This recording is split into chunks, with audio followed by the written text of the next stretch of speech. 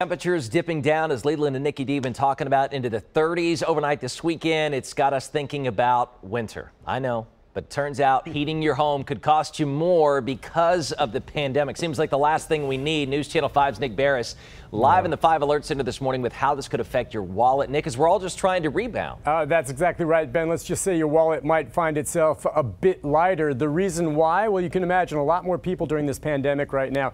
All right, they're working from home. A lot of their children right now are learning remotely. You'll be heating your home during the day when normally this time of year you might not be doing quite as much if you're at work and your children are at school. So here's the thing. A new report from the U.S. Energy Information Administration is estimating you could end up spending about 7% more for electricity this year, about 6% more for natural gas. The rules of a normal winter have sort of gone out the window. We need to think of this as an extraordinary event and to take appropriate precautions.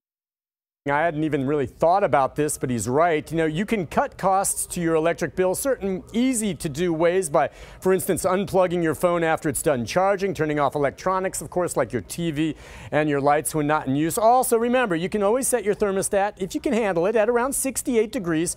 Just remember that for every degree you are willing to lower your thermostat, you can save between 5 to 10% on your monthly bill. And if you can afford to set a little extra money away just in case any surprise expenses or high bills suddenly hit you in the face.